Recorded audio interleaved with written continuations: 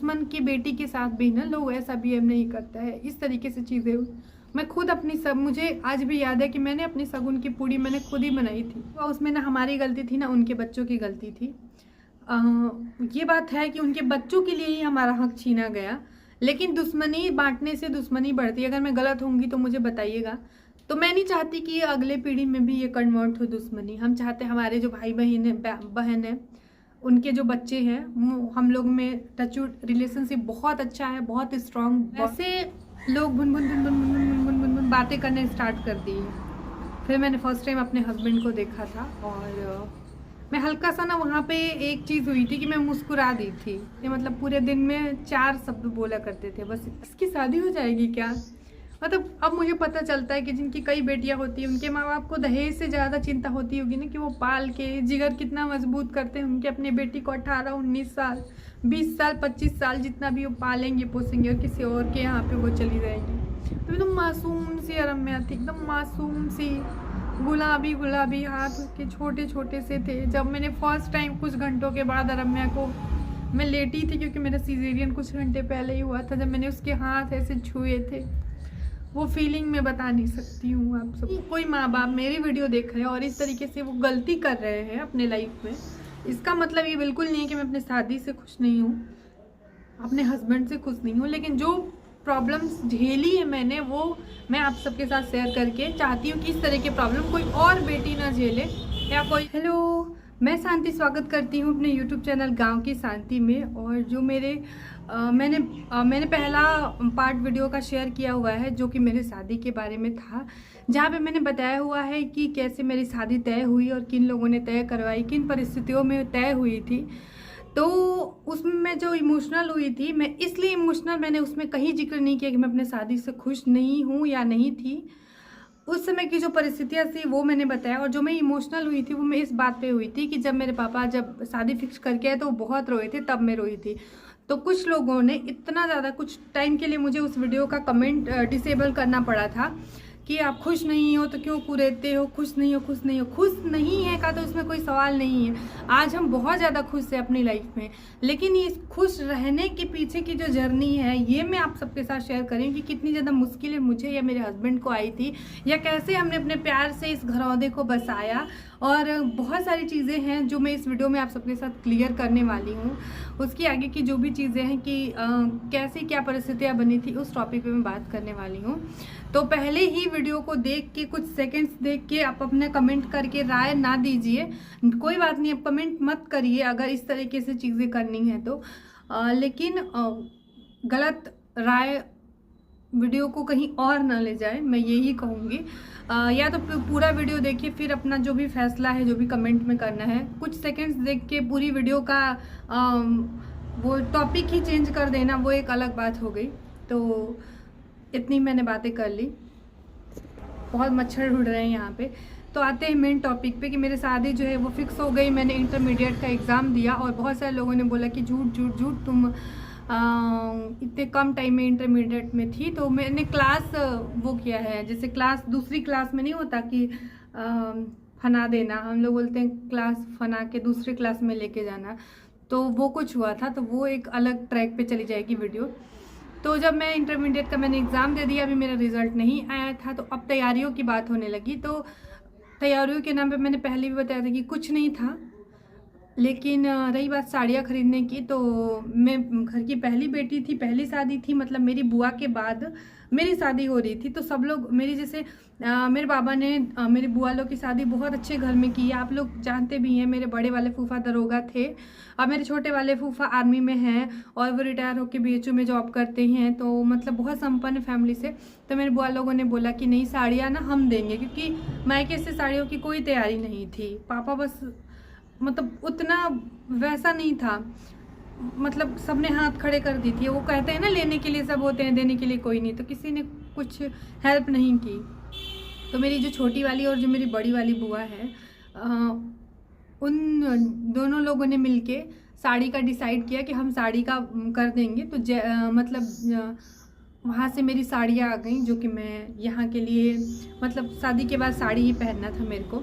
और फिर उसके बाद अब बात आती है दहेज। भले ही यहाँ से डिमांड नहीं थी, लेकिन ऐसा तो था नहीं कि कुछ दिया ही नहीं जाएगा।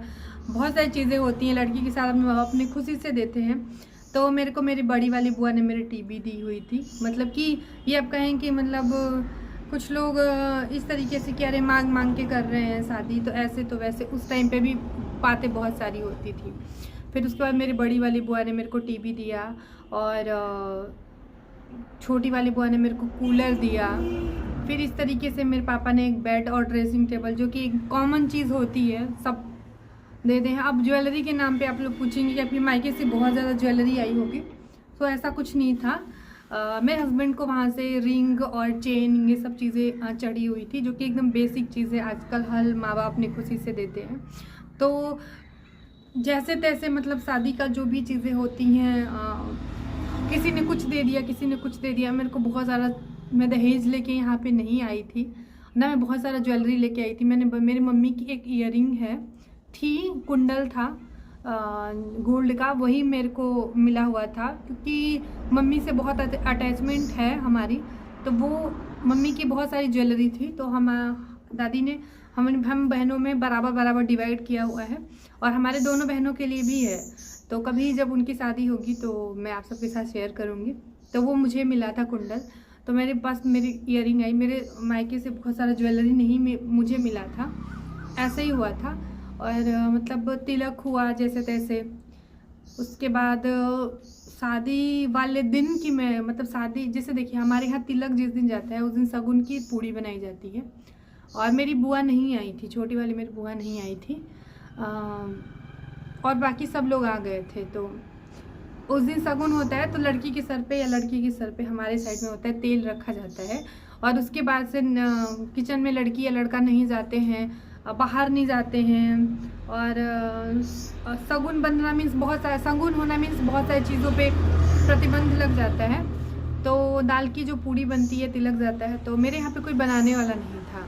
थे लोग, लेकिन मतलब ऐसे बिहेव किए कि दुश्मन की बेटी के साथ भी ना लोग ऐसा बिहेव नहीं करता है। इस तरीके से चीज़ें मैं खुद मुझे आज भी याद है कि मैंने अपनी शगुन की पूड़ी मैंने खुद ही बनाई थी। कोई भी नहीं था हमारा हेल्प करने के लिए। थे लोग, लेकिन इतना नाटक लोग किए।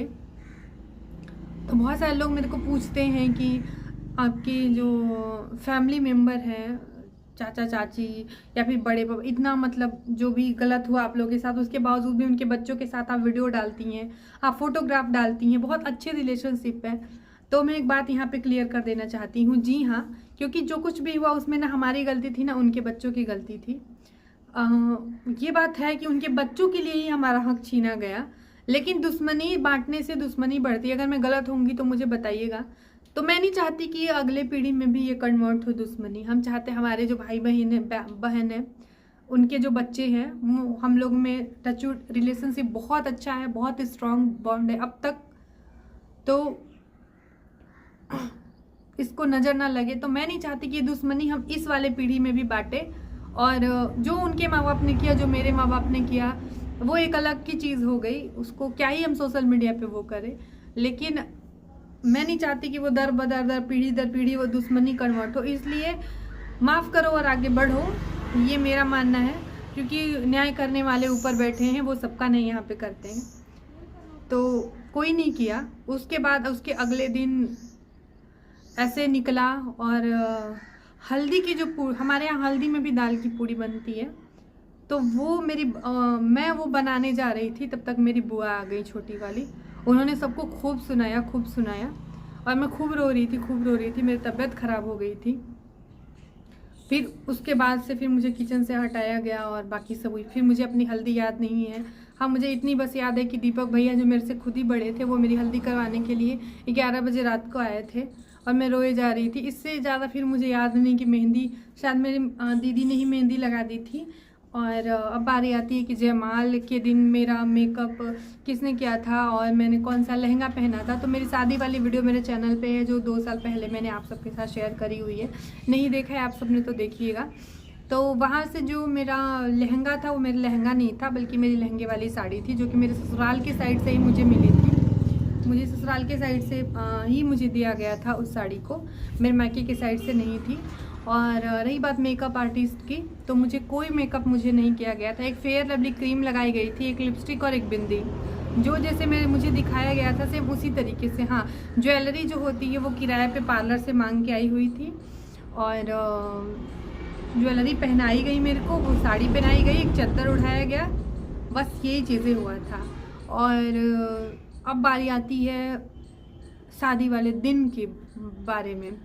तो पूरी बारात आ गई, शादी का मंडप सजा, जयमाल जो होता है वो हमारे यहाँ पे मतलब आजकल जयमाल में दुल्हन डांस कर रही है, दूल्हा दुल्हन का हाथ पकड़ रहा है, कितना अच्छा लगता है। ये चीज़ का मैं ये नहीं कि मैं विरोध कर रही हूँ, मुझे बहुत ज़्यादा अच्छा लगता है। मैं देखती हूँ ऐसे वीडियोस, देख के कितना खुशी मिलती है कि मतलब जो ऊपर वाले जो जोड़ी बनाई है जिस जोड़ीदार के साथ, उसके साथ हम जी रहे हैं खुशी से।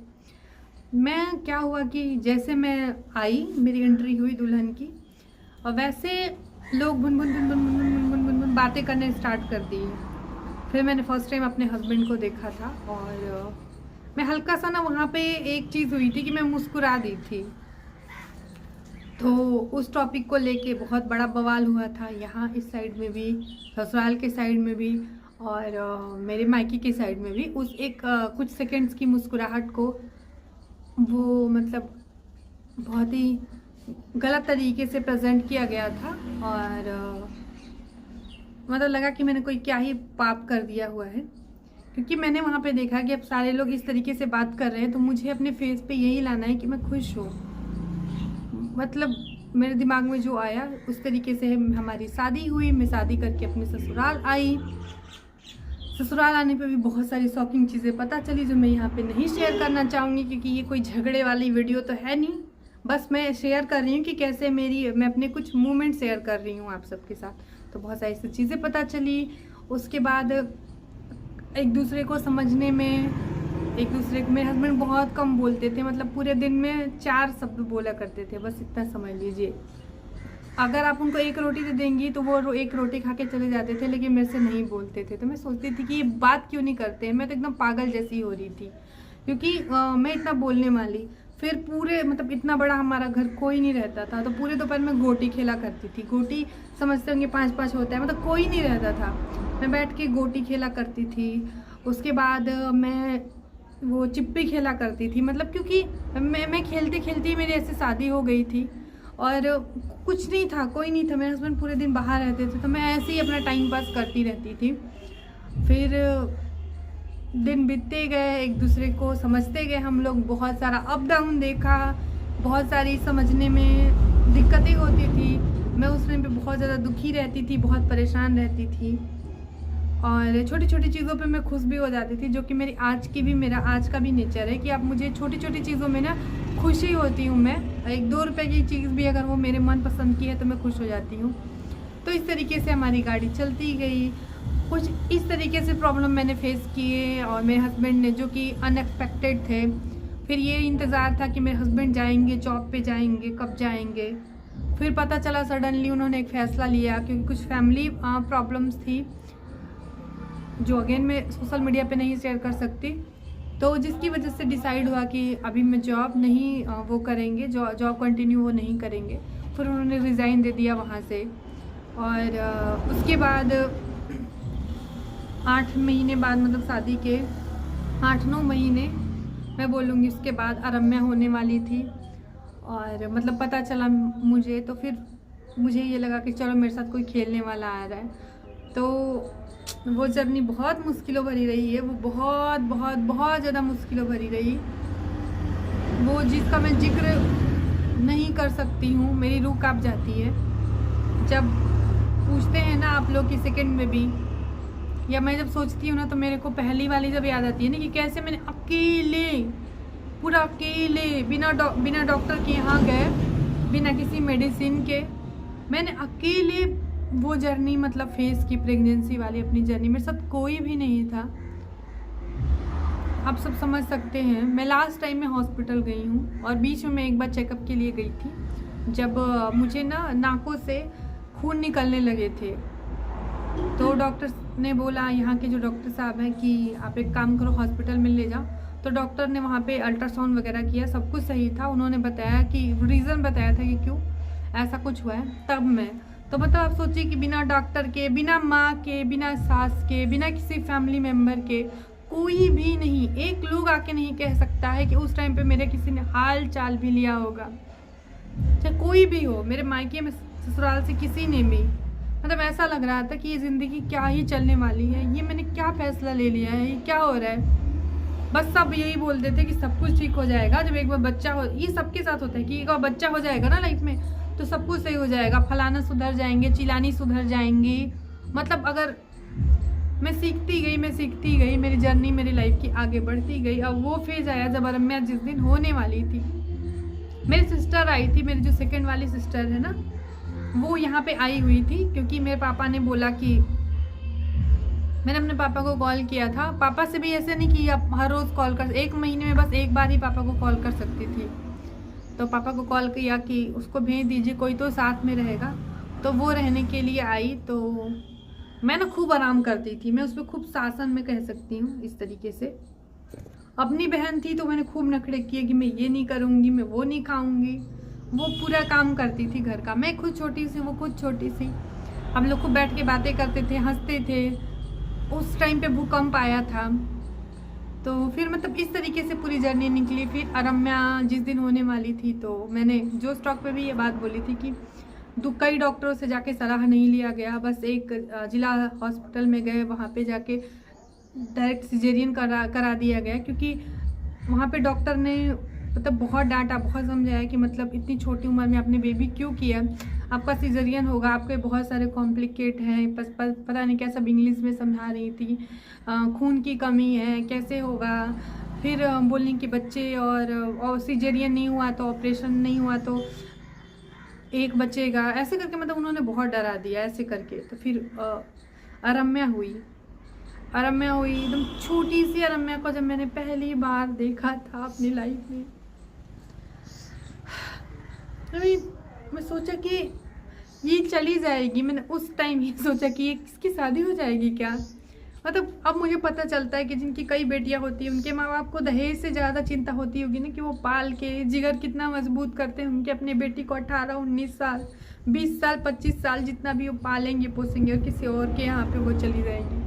तो एकदम मासूम सी रम्या थी, एकदम मासूम सी, गुलाबी हाथ उसके छोटे छोटे से थे। जब मैंने फर्स्ट टाइम कुछ घंटों के बाद रम्या को, मैं लेटी थी क्योंकि मेरा सीजेरियन कुछ घंटे पहले ही हुआ था, जब मैंने उसके हाथ ऐसे छुए थे, वो फीलिंग मैं बता नहीं सकती हूँ आप सबको।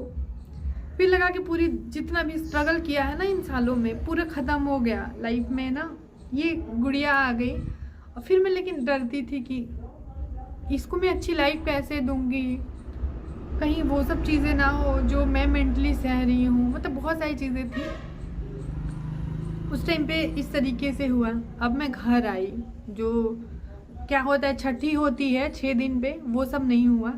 फिर ना हुआ क्या सब होता है, वो सब कुछ नहीं हुआ। मैं घर आई तो 8 दिन के बाद टाका कटा घर आई। तो जो भी ससुराल साइड के लोग थे वो अपने घर चले गए।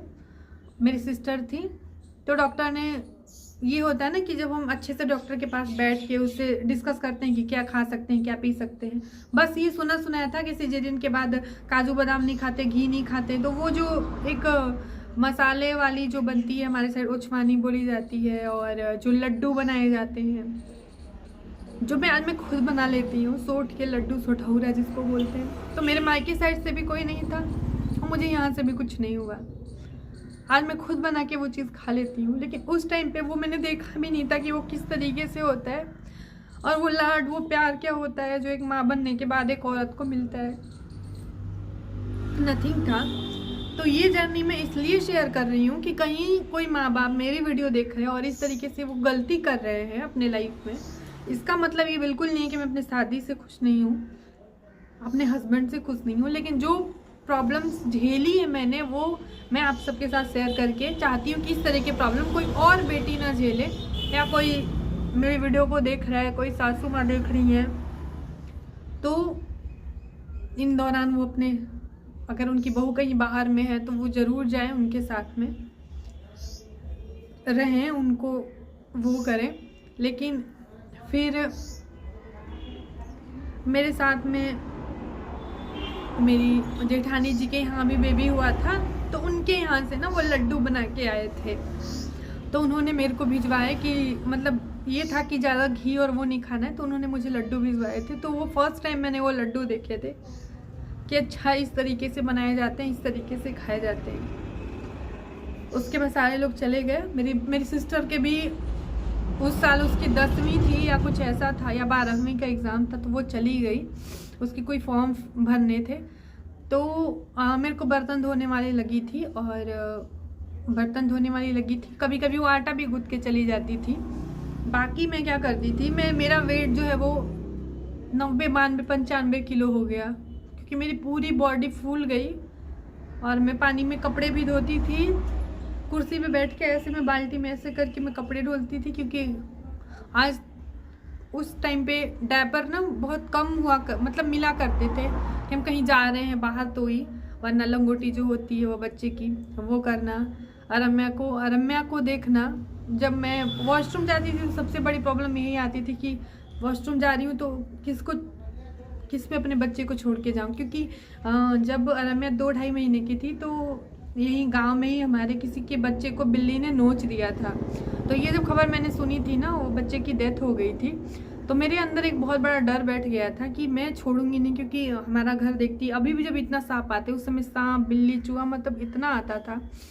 तो मैं वॉशरूम जाती थी ना, तो मैं अरम्या को लेके जाती थी, और वो जो प्रॉब्लम मैं फेस कर रही थी ना, मुझे ये लगता था कि मैं क्यों जी रही हूँ, मेरे को ये ज़िंदगी जीनी ही नहीं चाहिए, मुझे मर जाना चाहिए। क्योंकि मैं वो सब चीज़ें, सिजेरियन और पूरी बॉडी में स्वेलिंग हो जाना, बुखार रहना, ये सब चीज़ें मैं नहीं फेस कर पा रही थी। बस मैं इतना कहूँगी आप सबसे। रोटियां मैं खड़े होके नहीं बेल पाती थी, तो मैं पूरी रोटियों को पहले बेल लेती थी, वो आटा लगा के दिन में चली जाती थी, शाम को मैं आटा खुद ही बैठ के लगाती थी, फिर मैं ले जाके उन रोटियों को सेका करती थी। सब्जी में धीरे धीरे करके बनाती थी, उसमें अरम्या को भी देखना। और बस पापा का प्यार इतना होता है कि बच्चा रोना नहीं चाहिए, बाकी तुम अपना देख लो। फिर ऐसे मेरी लाइफ की जर्नी जो है वो आगे बढ़ती गई, उसमें बहुत सारी चीज़ें हुई। धीरे धीरे अरम्या बड़ी होती गई। अरम्या को पालना बहुत बहुत मतलब बहुत कठिनाई थी, बट उसको जब उसकी हंसी देखती थी ना, तो मैं अपने सारे स्ट्रगल, पूरे दिन का दुख दर्द सब भूल जाया करती थी। उसके साथ मैं खूब खेला करती थी, मतलब मेरी उसके साथ इतनी अटैचमेंट है ना, मतलब मैंने उसको पाला ही अपनी गोदी में लेके है।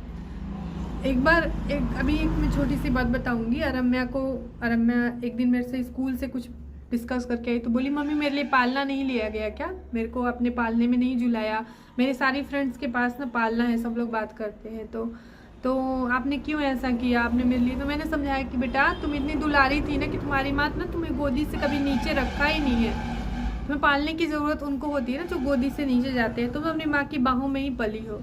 तो अरम्या ऐसे ही पली है। तो तब मुझे पता चला, अरम्या जैसे जैसे बड़ी होने लगी तो उसके साथ मैं भी बड़ी हो रही थी। जब अरम्या 2 साल की हुई, मैं 19 साल की हुई, अरम्या 3 साल की हुई, मैं 20 साल की हुई। तो इस तरीके से जब अरम्या को देखा मैंने बड़े होते हुए उसको, तब मैं खुद भी बड़ी हो रही थी। तब मैंने असल में समझा था कि माँ होना क्या होता है, बेटी होना सच में क्या होता है, और अपने बच्चों के लिए जीना क्या होता है। तो बहुत सारी डिफ़िकल्टी देखी, बहुत सारा उतार चढ़ाव देखा, और धीरे धीरे अरम्या बड़ी हुई। अरम्या जब 3 साल की थी तब मैंने डिसाइड किया कि मैं ग्रेजुएशन करूँगी अब इस साल में। और अरम्या मतलब 2.5 साल की होगी ऐसे, तब मैंने ग्रेजुएशन में एडमिशन लिया। बहुत ज़िद करने के बाद मेरे हस्बैंड ने मेरी बात मानी। मैंने बहुत रिक्वेस्ट किया कि मैं खूब पढ़ाई करूँगी, मैं मन लगा के पढ़ाई करूँगी, बस आप मेरा एडमिशन करवा दो। उन्होंने एडमिशन करवाया। अब जो सेंटर था वो 45 किलोमीटर दूर, जब जो एग्ज़ाम देने जाना था। और अरम्या जो है वो मेरा मतलब मैं फीड कराती थी अरम्या को, तो अरम्या पूरा दूध पीते, पूरा ऑटो में ऐसे करके जाती। मतलब वो इतना वो भी पढ़ाई भी बहुत डिफ़िकल्ट था मेरे लिए वो करना। मतलब इस तरीके से एक माँ की भी जिम्मेदारी निभाना, एक पत्नी की जिम्मेदारी निभाना, एक पूरी फैमिली को देखना, एक बहन की जिम्मेदारी निभाना और ऊपर से पढ़ाई करना, तो कैसे तैसे करके मैंने पूरे 3 साल मैंने ग्रेजुएशन किया और मैं बहुत अच्छे नंबर से पास हुई। तो 55% मेरे थे ग्रेजुएशन में, जो कि मैंने खुद के बलबूते पे मतलब वो किया था। तो जब मैं वहाँ पे रिज़ल्ट लेने अपना गई तो उन्होंने बोला कि आपकी वाइफ जो है ना वो पढ़ने में बहुत अच्छी हैं, बहुत अच्छी हैं, मतलब एक काम करिए ना, इनको MA करा दीजिए होम साइंस से, और कोई जॉब आएगी तो ये कर सकती हैं, इनका मतलब जो कैचिंग पावर है ना वो बहुत अच्छा है। तो मैं तो बहुत खुश हो गई। मैं खुशी के मारे ना, मेरे को ना दिन में नींद आती थी ना रात में, तब तक मैं 3 साल ग्रेजुएशन करने में लगा, तो मैं जो है 5 साल की लगभग हो गई थी। तो मेरे पास तब तक कभी फ़ोन वोन नहीं था, ऐसा कीपैड वाला फ़ोन भी नहीं था, ज़रूरत ही नहीं पड़ी कभी हमको। और बस किसानी में मेरे हस्बैंड किसानी करने लगे, मैं उनका सपोर्ट करने लगी। कब हम एक दूसरे का बॉन्ड बहुत ज़्यादा मजबूत हो गया, हम हस्बैंड वाइफ का, हमें पता ही नहीं चला। कब वो हंसने खेलने गोटी खेलने वाली शांति इतनी बड़ी हो गई कि वो दाल दर लेती थी, वो अचार बना लेती थी, वो पापड़ बना लेती थी, वो जिम्मेदार हो गई, वो डांट खाने लगी थी अपनी छोटी छोटी जिम्मेदारियों को ना पूरा करने पे। कब वो बुढ़िया बन गई, कब उसे बड़े बड़े जिम्मेदारियां मैं उठाने लगी, मुझे नहीं पता चला। 5 साल 6 साल जब हमारी लाइफ के गुजरे, हमारा रिश्ता बहुत ज़्यादा मजबूत हो गया था, कहीं ना कहीं हम एक दूसरे को समझने लगे थे। लेकिन इन दौरान हमने बहुत स्ट्रगल किया अपनी लाइफ में। तो ये रही जर्नी। तो ये स्ट्रगल किसी भी बेटी को, या फिर ऐसा नहीं था कि मेरे हस्बैंड ने स्ट्रगल नहीं किया, मुझे समझाने में, मेरे पागलपंथी को झेला, मैं खूब रोती थी उसको उन्होंने झेला, मतलब उन्होंने मुझे बहुत झेला है। ऐसा नहीं है कि मैं बहुत अच्छी हूँ, मेरे हस्बैंड ऐसा कुछ नहीं है। बस ये डिफ़िकल्टी आई, वो मैं आप सबके साथ शेयर कर दी हूँ। फिर उसके बाद पूरी मैं जिम्मेदार बन गई, मुझे कभी पता ही नहीं चला मैं कब इतनी जिम्मेदार बन गई। तो ऐसे रहा, ऐसे जो है वो देखिए, अब आज मेरी बेटी इतनी बड़ी हो गई कि मेरी टी-शर्ट पहन रही है। तो इस तरीके से चीज़ें हुई, और इन दौरान में वो जर्नी मैं इस वीडियो में शेयर करूं या फिर अगले पार्ट में शेयर करूं आप सबके साथ। सिलाई वाली जो मेरी जर्नी रही, मैंने कैसे सीखा और उसको क्या करने की ऐसी क्या मजबूरी थी, वो बहुत सारी वीडियो बहुत ज़्यादा लंबी हो जाएगी। तो इस तरीके से चीज़ें हुई।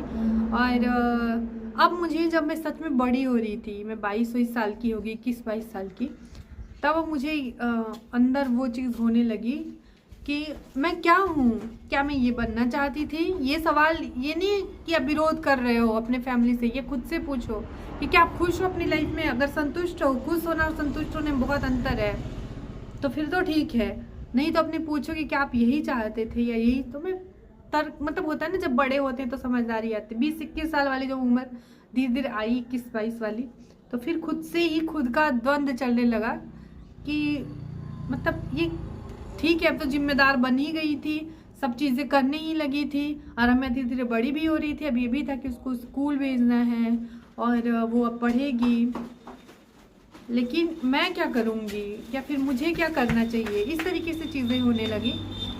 तब जाके मैंने सिलाई सीखी। वो तो मतलब मेरे लाइफ का सबसे बड़ा गलती है, सबसे बड़ा अच्छा है, मुझे आज तक नहीं पता चला। वो इतना मुश्किल था, मेरे को सुई में धागा डालने नहीं आता था और मैं सिलाई सीखने के लिए सोच रही थी, वो भी बहुत मुश्किल था। मेरे हस्बैंड बहुत अच्छे हैं, बहुत अच्छे इंसान हैं, लेकिन बहुत सारी पाबंदियां भी होती हैं जो कि हमें समाज के साथ हमें मानना पड़े। मेरे हस्बैंड बहुत सख्त थे। जब मैं धीरे धीरे बड़ी होती गई ना, तो नहीं होता कि अपने बच्चे के लिए थोड़ा बदलते मेरे लिए वो थोड़ा बदलते, मुझे जानने के लिए, मुझे सुनने के लिए, मुझे समझने के लिए मेरे हस्बैंड इतना बदले। वरना मजाल नहीं था बदलने का। मतलब उन्होंने अपना वो विकराल रूप नहीं छोड़ा, लेकिन उन्होंने बहुत ही ज़्यादा अपने आप को, अपने गुस्से को बहुत कंट्रोल किया ना। वो रोड के बाहर जाते ना, बस जस्ट रोड के, तो अगर किसी दुकान में गाना बजता था, सब शांत हो जाता था, सन्नाटा हो जाता था। अगर वो किसी दुकान पे चाय पीते थे ना, तो सारे लोग हट जाएंगे कि मतलब ये पी के चले जाए, मतलब इतना उनका वो था। आज भी है, आज भी, लेकिन उन्होंने अपने आप को काम डाउन कर लिया है। जब ज़रूरत पड़ती है तो ही उनका गुस्सा उस तरीके से निकलता है। तो मैंने उनके गुस्से को सुना, सहा, जिसकी वजह से वो धीरे धीरे डाउन होते होते आज बहुत ज़्यादा अच्छे हो गए, बहुत ज़्यादा अच्छे हो गए। लेकिन बहुत बदलाव आया। लेकिन जो वो शुरुआत के दिन थे ना, कि अगर वो डांट देते थे ना मुझे, मतलब वो डांटने मुँह से नहीं थे, मतलब एक बहुत अच्छी आदत है वो, कभी भी ना, मतलब क्या बोलूँ, मतलब अपशब्द तो मेरे घर में ना कभी यूज़ नहीं किया होगा किसी ने। तो जैसे वो बस उनका चुप रहना ही मेरे लिए, मतलब मैं काँप जाया करती थी। वो चुप हो गए ना, बस मेरी फट जाया करती थी, मतलब इतना डर जाती थी मैं।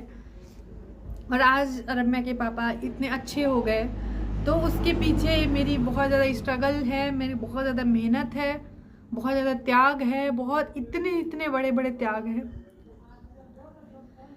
जो आप समझ नहीं सकते हैं। तो वो ये रही मेरी एक लाइफ की, मेरे शादीशुदा ज़िंदगी की जर्नी। और मैं फिर से लास्ट में इस वीडियो में कहूँगी कि इसका मतलब ये बिल्कुल भी नहीं है कि मैं अपनी शादी से खुश नहीं थी इसलिए ये सब चीज़ें हुई। मेरे पापा हमेशा कहते हैं कि मैं उनसे बहुत सारा सवाल करती थी। जब भी मेरे पापा आते थे तो मैं बोलती थी कि पापा बोलते हैं, एक बात बोलते थे और है कि मन की हो तो भला, और मन की ना हो ना तो और भला। और बस पापा एक तसल्ली दे के जाते थे कि इसके बाद ये सब ठीक होगा, इसके बाद ये सब ठीक होगा। और उनका भी बहुत सपोर्ट रहा है बहुत सारी चीज़ों में। मेरे सिलाई सीखने में मेरे पापा का बहुत सपोर्ट रहा है। और तो बहुत सारी चीज़ों में उन्होंने एक माँ की तरह समझाया भी। कई बार उन पर गुस्सा भी मैंने निकाला है, कई बार मैं रोती थी उनको कॉल करके, कई बार वो भी परेशान हुए, कई बार जहाँ भी ज़रूरत पड़ी वहाँ उन्होंने मुझे समझाया। और मेरे हस्बैंड ने भी बहुत ज़्यादा समझाया है मुझे, ताकि मैं एक खुशहाल हम लोग एक जीवन जी पाए। इसके लिए बहुत ज़्यादा स्ट्रगल और बहुत मेहनत दोनों लोगों ने किया हुआ है। तो नोक झोंक हल्की फुल्की नोक झोंक सब में होती है, हमारे बीच भी हुई थोड़ी, कभी ज़्यादा कभी हल्की फुल्की, आज भी होती है। आजकल तो बहुत ज़्यादा ही होती है, उस टाइम पे तो कम ही होती थी। आज तो मैं ही गुस्सा करके, मतलब इतने सालों में मैं ही गुस्सा करके कोई बात होता है तो मैं बहुत ज़्यादा बोल जाती हूँ। बाद में मुझे रियलाइज़ होता है तो मैं कुछ अच्छा सा बना के लेके उनके पास में जाती हूँ, खिला के उनको मना लेती हूँ। लेकिन वो टाइम था बहुत स्ट्रगल वाला। आज सब कुछ अच्छा लगता है। तो कोई भी माँ बाप मेंटली जब आपका बच्चा प्रिपेयर्ड हो तभी आप शादी करो। और अगर इस तरीके से करोगे शादी तो क्या क्या दिक्कत हो सकती है वो मैंने शेयर किया। आई होप कि आप सब समझेंगे। और वीडियो में अगर कुछ भी गलत बोला होगा तो मैं क्षमा चाहूँगी आप सबसे। मिलते हैं आप सबसे, और इस टॉपिक को और मैं यहाँ पे क्लोज़ करूँगी। कोई ज़रूरी नहीं कि मैं इस टॉपिक पे ही वीडियो लगातार बनाती रहूँ। हाँ, सिलाई वाली मेरी जर्नी अगर आप सबको जानना है तो आप लोग कमेंट करिएगा, मैं शेयर करूँगी। मिलते हैं आप सबसे कल।